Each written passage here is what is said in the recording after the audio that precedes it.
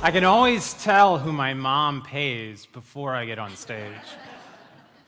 So I'm excited to be here. A couple things. So in 2009, we started this thing called the Millennial Impact Project. And I will tell you, if you're tired of the word millennial, think about the researcher who's been talking about it since 2009. So I visited with Steve and Jean Case. They're the founders of AOL. And by the way, if you ever get a chance, do a shout out to them because in 2009, they took a risk. We went out to lunch in DC. They're the founders of AOL. They sat down with me and said, I've heard that you look into how generations do certain things. And we have kids, and we would love to see if our kids are like everybody else's kids. How many of you have had that, right? And so they said, can you go out, figure out whether or not they're involved in interesting causes, and then come back in 6 months? And I'm like, absolutely, I cannot do that. I said, you want me to tell you how a demographic of 80 million people born from 1980 to 2000 are going to get involved with causes in 6 months for the predictions of the future? And they're like, absolutely. We created AOL within like a month. It's like, well, it's going to take a little bit longer. So since then, I have had the lucky opportunity to work with them.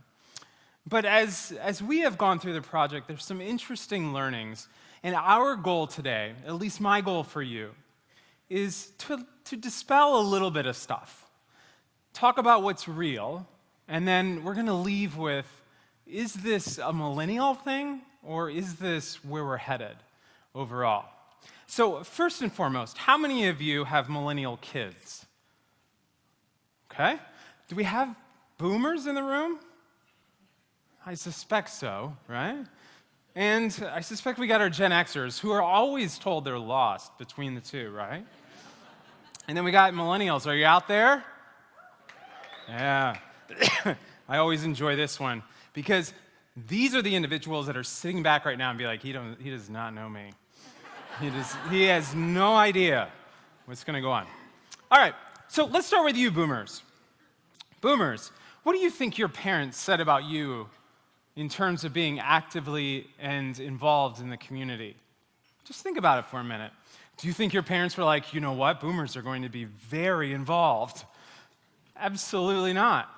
And Gen X, what do you think your parents said about you as well? Well, this is what researchers do. When we have a little bit of time, we end up going back and looking at one major influencer in how our perceptions and attitudes are. And guess what that is? The media. In 1968, boomers in this article were said to have been involved in some things, but they do not like institutions, they do not like to get involved actively in certain things, and we predict that they're not going to be as active or civic involved as the greatest generation. 1976, boy, millennials, you thought you were the first me generation? No. Actually, what ended up happening is, boomers, you were the first me generation. Absolutely. You were focused on yourself as well. If you work for Time magazine, you are likely to work on a generational issue. And Gen X, guess what? You were actually narcissistic first, before millennials, coined by Time. And what's really interesting is that Time forgets that we can go back and look at cover stories. This is what researchers do when we're bored. So if you look back on there, hopefully they'll put it back on the screen here. In 1997, you're going to start seeing things around technology and so forth, the me generation, all of this stuff that exists. So here's what I ask. No matter what your kids do, no matter what your current employees do, at least for the next 30 minutes, suspend every belief that you've ever had so we can actually talk about what we've discovered over the years. Sound good? Who agrees? All right. Let's talk about this picture. 2 years ago, I went home for Thanksgiving, and my mom says, Derrick, will you head into your room? And I was like, okay. And so I walk into my room, and by the way, my parents just had told me that they're downsizing, heading to a condo somewhere, going through all of this stuff. So I go to my old room, and in the room there's a box. And in that box it says, "For Derrick or trash." Why is it that way? So I open it up, and I'm like, gosh, boy, thank gosh she told me this was. I open it up, and yes, for some of you, there were some participation trophies. Was not the most athletic. I'm a tall, skinny guy. Athletics was not my gig. Data, research, absolutely. So this picture is in it, and so I was looking at that picture, and the caption underneath it says, "Annette Feldmann signing up for Hands Across America with her son Derrick." And I'm like, oh my gosh, this is it. Have you ever had that moment where you're like, this is why and who I am, and I figured this is how my whole cause thing started. So I go out to my mom, because, by the way, my parents have no idea what I do still. Absolutely no idea. My dad thought I worked for the CIA, and I'm doing research for them and all this other stuff. So I go outside my room. I go, "Mom, focus with me for a little bit. Really focus, because this is really important for me."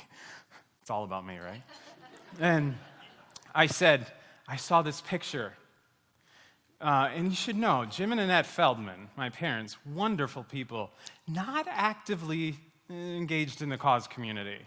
So to see this was both shocking as well as, wow, maybe she really is into this stuff." So I said, "Mom, I saw this. This is a really interesting thing." I said, "Why did you go to Springfield, Illinois?" I grew up in southern Illinois, by the way, which was 2 hours away. We were going to join our arms together at Hands Across America. Who participated in Hands Across America? Anyone? Hands Across America was the ice bucket challenge of that year. 1986. We got to do some education. We got to get some cause stuff back in. 1986, we were going to form a human chain from one end of the country to the other for global poverty and hunger relief.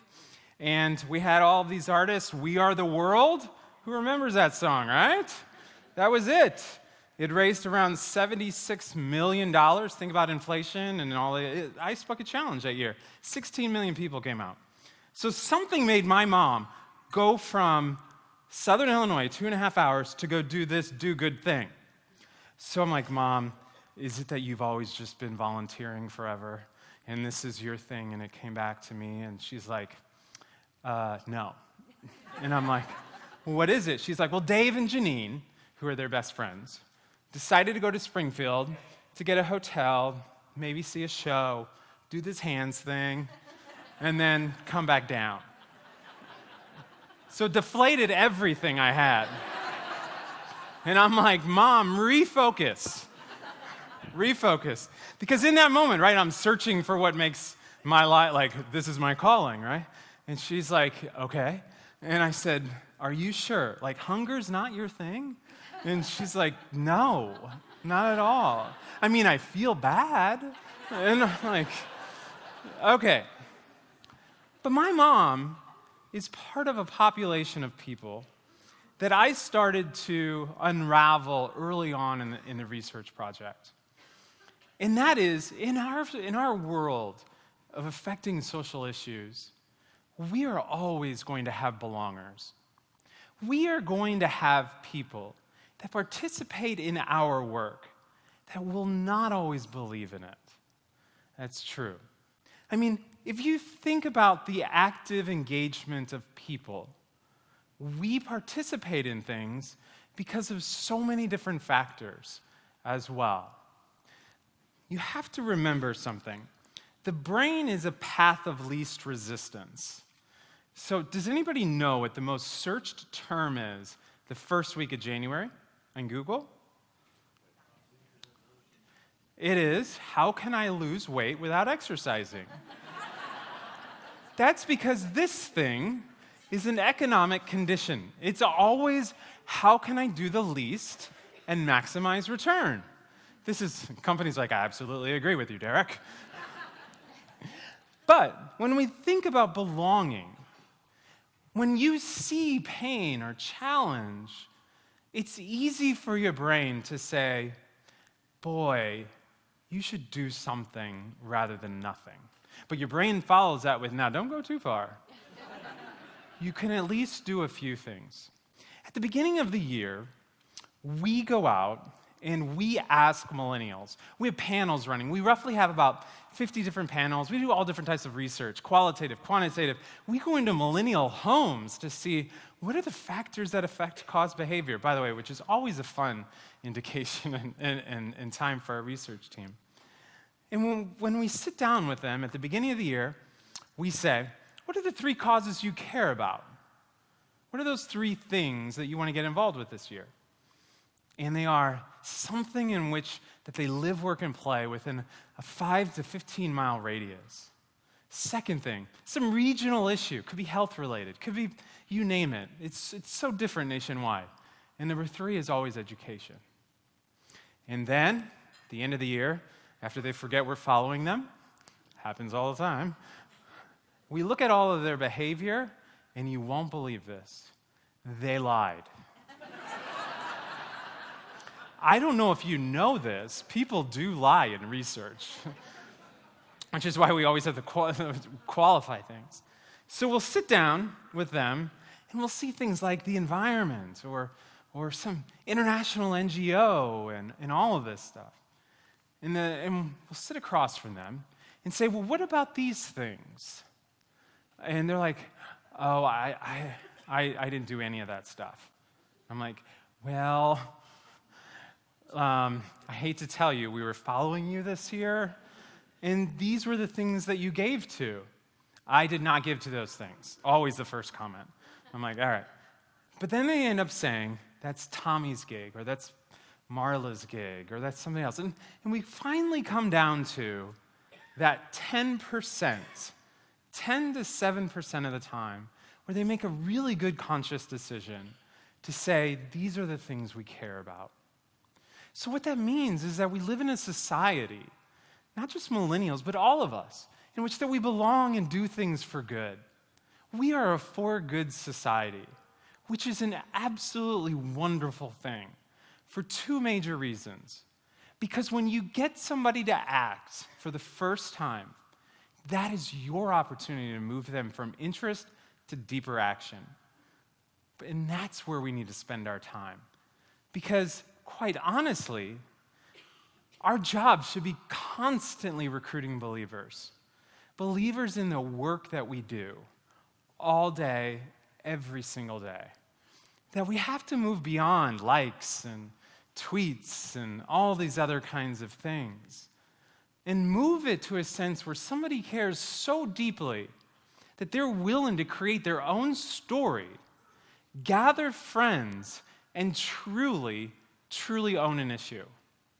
When you truly own an issue, it doesn't matter what the organization puts out because you own it and they happen to be the recipient. We live in a society today where we can create change when we own things, when we truly believe in what the organization's doing. I'll hear millennials are flighty. They move from one to the other. And I'm like, well, what did you want them to do? Did you help them believe in the cause? Or did you just ask them to share something on Twitter? Because they'll do that, because that's the brain saying, hey, share it on Twitter. It's easier than getting out there volunteering. So that's our role. Our role is not to just move a millennial, but to move everybody in Fargo or everybody in this county and everybody everywhere to go beyond just doing small, simple acts as well. So it led us to this big thing that we were trying to understand. Are millennials thoughtful or thoughtless in their giving? I mean, how many of you have given at the checkout lane before? And how many of you asked for the $9.90? Or the tax return? That cashier would be like, I have no idea what you're talking about. This is the promotion of the month. just supposed to scan, that kind of stuff. That's a thoughtless behavior. That's your brain saying, why not? Why not be supportive? That's the do-good side of you. And that's fantastic as well. But we have to help people. This is where our marketers and our fundraisers and our staffs at organizations, moving people from interest to action, from belonging to believing. So, here's our plan. We're going to talk about 4 major cause motivations that we've seen in the last 10 years. And then we'll finish here, right, so that you can get out of here, because I'm sure that you're wondering, how long is this guy going to go? The first one, excuse me, consumer behavior. Does anybody know how much millennials are going to spend this year on consumer discretionary goods? Well, this is where I'm going to throw out a big number. So about $300 billion is going to be spent by this demographic, 80 million, in the United States on the wants and not necessarily the needs.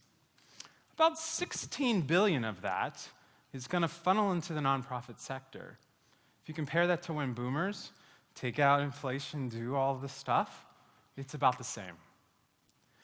But what does this tell us? What does this 300 billion really tell us? Well, there's a couple things that you have to realize. When you were in your 20s, if you're not now, for those who are in their 20s, our filtering processes on consumer decisions is very, very low. You know, if you want to try something, why not, right? And as you get older, you kind of get into the, I don't really need it.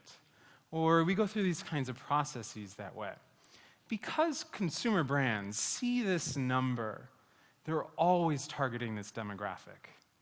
The challenge for causes and everybody else is, one moment they're on Amazon, and then the next moment they're on the United Way site, and then we'll pull them out of a research thing like, what was it on the Amazon site that made you do that? And they're like, I don't know, it's just an impulse thought. And I was like, shoot. We don't like pulling people out. But that's true. But here's the thing that's very interesting, is we live in a society where we have similar expectations. So if I go to the United Way site, can I make a donation with one click? Can I sign up to do something for less than a minute? Can I do all of these activities? Well, now some of you would be like, that's the impatience of a generation. But now here's the interesting thing, though. On the consumer side, we've had one-click payment since roughly around 10 years ago. So we're a little behind on certain things. And our millennials don't quite understand when they get to things why stuff isn't naturally across. So how they buy products, they tend to look at that same similar thing when they're getting involved with causes. Why can't I do it quickly? Why can't I give quickly? I want to because their brain, right, is saying, you should do something. Why can't I just act for good with you so that I can satisfy not only that, but maybe get involved deeper and later on? So how we buy products definitely influences the behavior we see on the cause side. And so anybody in the room, I highly ask you that to make investments in technology for causes because they need help, because the general population has been trained in other ways to get what they want to satisfy certain things. And this population of people, millennials, has been exposed to causes since kindergarten, first generation ever, and they're ready and willing. So let's take advantage. The second thing is feedback. Oh, I always like this one. This one usually comes in the workplace. Derrick, they always want some feedback. And I'm like, okay, what's so wrong with that? Is feedback wrong? So today we released a form of feedback, right? The United Way released an annual report for you. Today we heard from all the impact stuff on the 4 big goals. Is feedback necessarily a bad thing that's quicker? There was something that we were trying to unravel. There was a study that came out that wasn't ours, which is always fun when there's a study about millennials and causes and it's not yours. What do you think you end up doing? Critiquing it pretty well. So the study comes out and says, millennials care about the impact of their gifts. Guess what? Everybody cares about the impact of their gift. Like, if I did a survey right now, and I said, do you care about the impact of your gift? Unless one of you are like, you know what, I have so much money, I just give freely, I don't even care. Don't care about impact, don't even tell me about it. Well, so we were trying to break this down. There were two major things that we discovered with feedback. One is that the generation wasn't necessarily expecting that within 45 days, you would have the whole issue solved at all. What they did expect, though, is that because if they gave an asset to you, time or skill or talent or something else, that you were willing, within a timely manner, to at least update and share where you are. This is an organization called Generosity Water. They created 7 points of major contact back to millennials, who is their primary demographic of donor. 2 weeks after they give a gift, guess what? We're combining your $10 with something else, and we're going to identify the village. We'll be back in touch with you. Next, 2 weeks after that, we just finished the village. Here it is. We're now going to enlist the water committee. This sparked 40% higher donations. Retention was through the roof, beat everything that we've ever heard and seen. Why was that? Well, because all they did is say, we're going to communicate with people more often. Keep them informed, because they gave something to us to help somebody else. Why do we have to wait 12 months to do that? Why not get together faster and quicker and show that too? In the workplace, we see the same thing. Questions will come up. Well, why did this happen? Or why didn't this happen? And our immediate sense is, well, just trust us. That's just how it is. But rather just being informative and communicative along the way. And we tested it at big companies, at 3 big major companies in the United States, where we asked the manager to shift the communication, especially in the cause space, to be over 2 to 4 to 6 week time frames. Their employees were participating at higher rates each and every time. They weren't waiting for the end. All they just want to know is something's happening. I don't think that's such a bad thing. The third thing is around blending. We're working with a consumer brand right now, and one of the major things that constantly comes up, that we went into the chief marketing officer's office, and I said, what do you stand for? And she's like, well, what do you mean? And I said, well, what do you stand for? She's like, well, we produce a product that millennials buy. And it's a quality product. So we stand for quality. That's one thing. That's what we stand for. I'm like, oh boy, we're going to be here for an hour. After we get done, I said, what is the values and belief systems that you have? We used to live in a place where companies and others would rather put out neutral stances than standing for something. And now we live in a society where we have generations, all generations, who are saying, you know what? I believe in that company because they stand for something. Whether you stand for homelessness or whether you stand for something else, let people know what you stand for. The biggest thing we've heard of why millennials are not active in the workplace is because they don't know what their companies stand for at times. The values that they have, the belief systems that they have. If you believe everybody should be treated with respect, state it. Why not? That reinforces that idea within that employee that says, I work there because of what they stand for, and they're an amazing company. We were working with a telecommunications company, a large one in the US, cellular, and they said, well, we can't put those kinds of statements out. And I said, well, then the challenge is that without standing for something, and as you know how the phrase is, it's easy to leave. It's easy to go to places where they're very vocal. And it doesn't mean you need to be controversial. It means that you need to be vocal about what you believe externally and internally. Let your employees rally around that. The biggest issue we've seen with millennials when they depart after we do post-interviews, qualitative, is they didn't really know what the company stood for in the end. All right, assets. Well, about 6 years ago, we discovered that a millennial values all assets as equal. This is going to drive fundraisers nuts. Are you ready? So the value of time, the value of skill, the value of money, and the value of network, all these assets are equal as well. And when you ask somebody to give us something, we need to start to recognize it each and every time. See this campaign here? Water.org. Excuse me.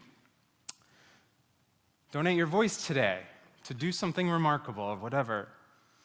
They don't always ask for money.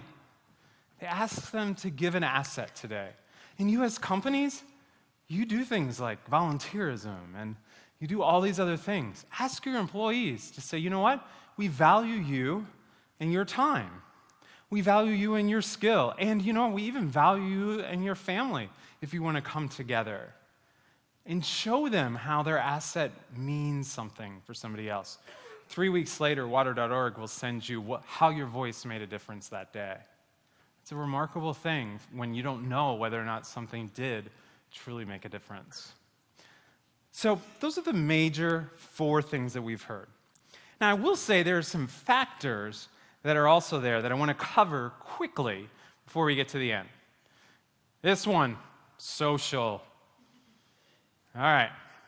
How many of you have ever posted something on Facebook and no one liked it? It's a little awkward, right? You're like, my network hates me. So that environment is set up to be together.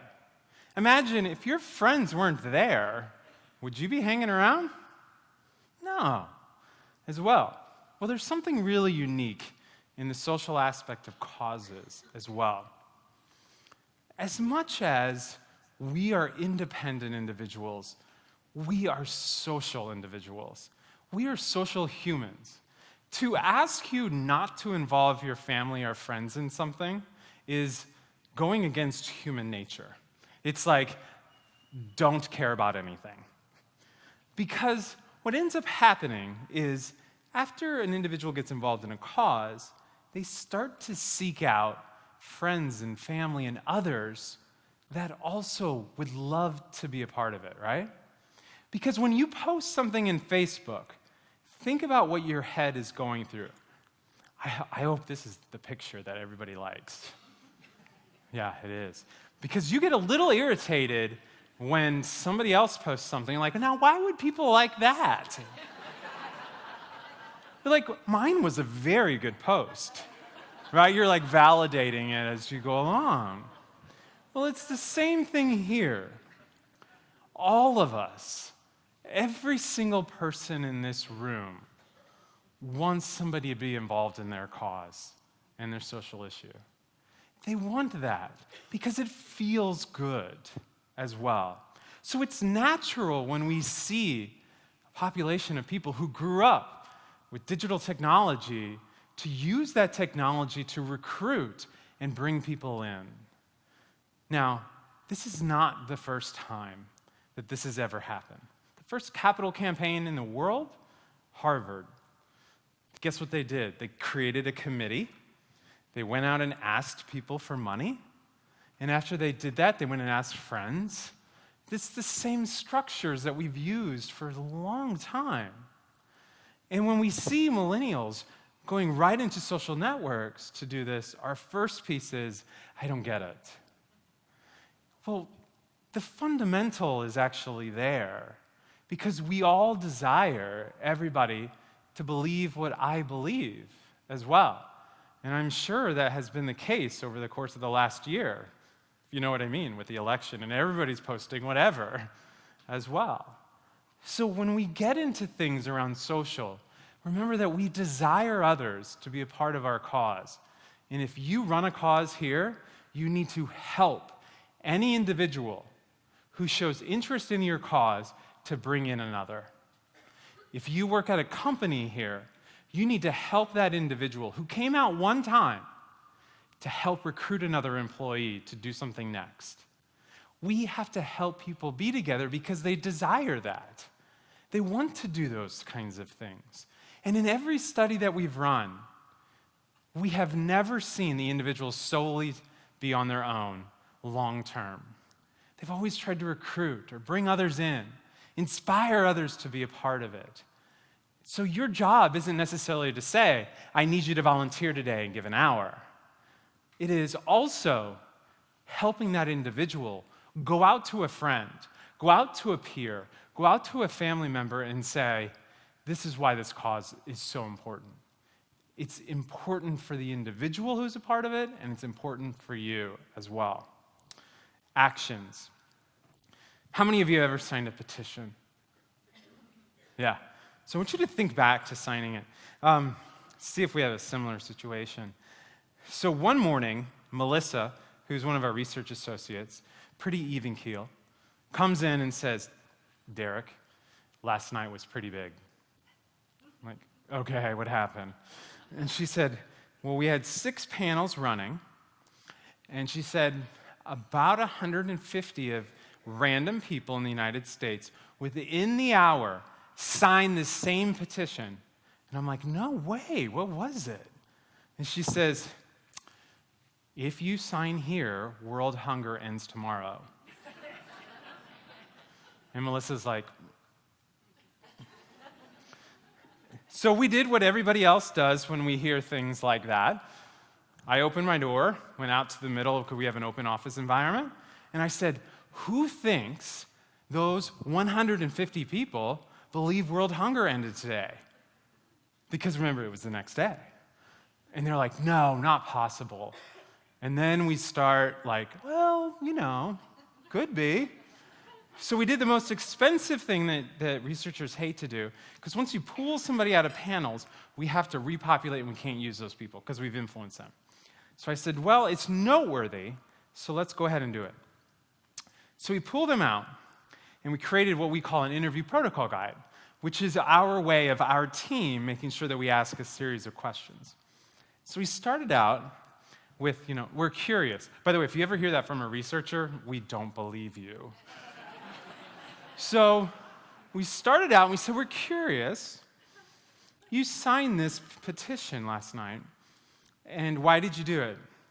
I wanted to show my support for ending world hunger. Okay, and do you believe world hunger ended last night? Try asking that with a straight face. It's very difficult. We had to practice several times. And luckily, the millennials in our panel were like, no, that's going to take like years to solve. Like, thank goodness. But here's a lesson from this that's very, very key. We act for causes because it's a recommitment to the issue that we care about. When you're driving to go to a United Way meeting, when you pick up that phone from the United Way person or an agency or to get involved, your brain is saying, you know what? Yeah, you do like that. So what we have to do is get our populations to consistently do and perform actions for good for the issue. Because those are recommitments. That petition signing piece was just a lead-in because obviously later on they ended up asking for money. But what that ends up doing is it brings the issue back to the forefront and helps them understand what's going on. If you're launching a campaign in the workplace, or you're going to do any cause initiative, think about how you're going to get your employees to act before they start giving. Acting for good increases participation in giving. Acting for good increases retention long-term in giving as well. So actions are imperative in being successful with this generation. Solutions. Take a look at this. I am the I have a lovely opportunity to be the father of a 5 and 8-year-old, two little ladies at home. And when I see a statement like this is the moment to make girls impossible to ignore. Are you in? It makes me want to immediately sign. Be there. What kind of statement is this? This statement is a belief statement. This statement, by the way, Girl Effect, if you don't know them, you should take a look. The best thing about the Girl Effect, they have some pretty crazy, creative. One time, because they're an organization that we monitor things that are going on, they had a homepage that said, "Do you think the world needs a kick in the pants? Yes or no?" And then you could click on yes, and then it's like, "Great, we're for you," or "No, we're not for you, head out." Do you think you could ever get that passed by a board? Never. Millennials participate in issues. Millennials participate in beliefs. Belief statements on causes and social issues transcend generations, it transcends ethnicities, demographics, no matter what. We should all be creating belief statements to help anybody in our community attach to it. They could say, we're the Girl Effect and we do 3 things. We empower, we blah, blah, blah, blah, blah, right? But they didn't. They started out and said, if you think girls, you want to make them impossible to ignore, then you've come to the right place. You either are for it or against it. I highly encourage you, as we saw tons of millennials drive into that, participate in volunteer program, participate in giving, and so on. So, belief statements are imperative as we go forward. And then the last one is tangible. And in the tangibility, it's true. Millennials like some tangibility. Millennials are also just like every other human giver. Send them an emotional story and they'll give. That happens. That's okay. But over time, you still got to be tangible in the end. So here's my last statement to you. Out of all of the years that I have been doing this, we have had 100,000 millennials going through our studies so far. 100,000 of them. Millennials are as active as every other demographic. It's proven. So we can move on from that. The second thing is, millennials are not necessarily the ones that drove change in your workplace. Millennials actually were not the ones that wanted work-life balance. That actually came from Gen X, started from boomers a long time ago. Just so happened they had an 80 million force come in and started to make it change even bigger. The third thing is that if we want to involve anybody, a millennial, a boomer, a Gen Xer, after 10 years, at a guy who has probably said the word millennial 1 million times, I have come to the conclusion that our population of people have a passion to do good. We always will. Centennials who are in high school are driving that similar passion we're already seeing. That passion is only enacted when we break down things that say, I don't necessarily need to know how or why, but if you're interested, we have opportunities for you to move from interest to deeper action, to take you from not just belonging and joining us on Twitter to actually doing something meaningful for someone else. So I encourage you not to be stuck on whether this is a millennial thing, because it may just be an activation thing for everybody that might be at your company. And the general population is ready to do good. It should be your cause to take them from being a belonger to a believer. Thank you.